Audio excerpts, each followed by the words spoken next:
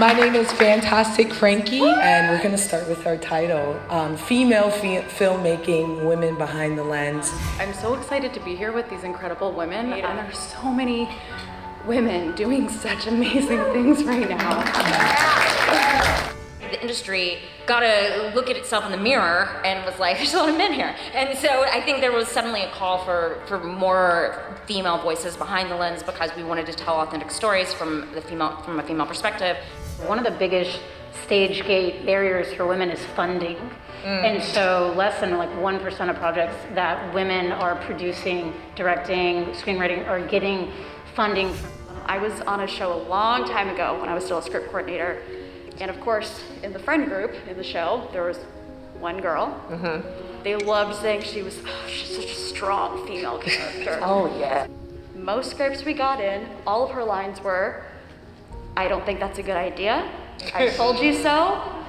We'll see how that goes.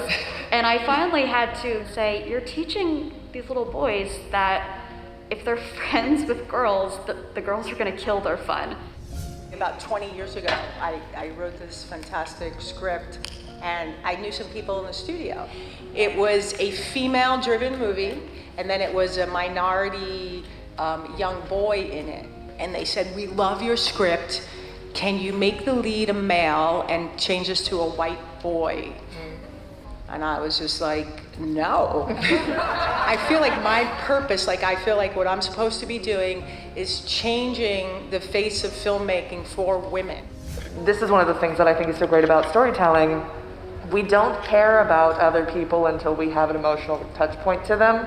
As entertainers, as people in the industry, it is important to start those conversations and put those conversations out there so that it isn't our job to talk to somebody, but we can put a female character out there that starts those conversations. I've had them say to me, well, it's very easy to be a female filmmaker right now because everybody wants you. And I'm like, it's not any easier. I think there are people actively looking, and I think there are moments, there are people who are like, it'd be nice to have this movie that's all about the female experience directed by a woman. Wouldn't that be lovely? But, I think people think that because we're saying it, we're paying a lot of lip service, that there's some sort of equity behind the camera, or there's more women directing than there used to be, or more women writing than there used to be. And it's still not even close to parity. No. That's why I started producing, was because I was told over and over again that I didn't look like an engineer and couldn't be one on television, and over a decade of experience and a degree wasn't enough to do that. And so it became one of those things that instead of trying to fight to be part of someone else's projects, I started developing and putting my own out there, and I started seeing though how little funding was being given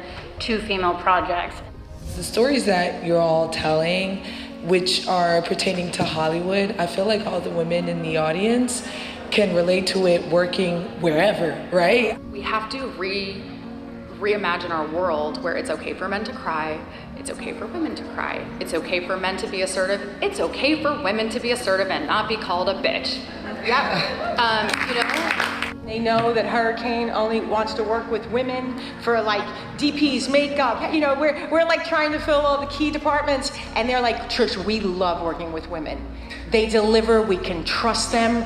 So I do feel a little change happening, which I'm experiencing a little bit of change, and it makes me really excited. Believe us, listen to us. Obviously not all men, but enough. Every single woman you know has had too many stories about this. And I tell my little brother this, I'm like, your job is to say, I'm so sorry that happened to you, that sucks. And then you can say, what can I do to help? Yeah. A thing that I always think about is whenever something comes up or whenever it rubs someone the wrong way, I always go, oh, why? Because it will challenge, I've noticed that it just challenges people to think, oh, that is really interesting. Why are you upset about this?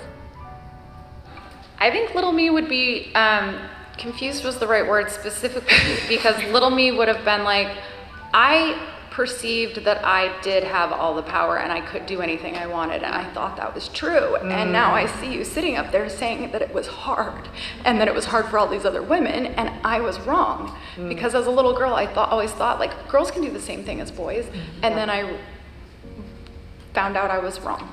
Not that I was wrong that that's true, but that I was wrong that the openness and availability to that existed.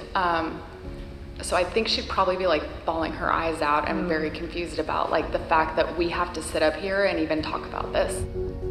Thank you for letting me moderate. This is literally a dream come true. Thank you.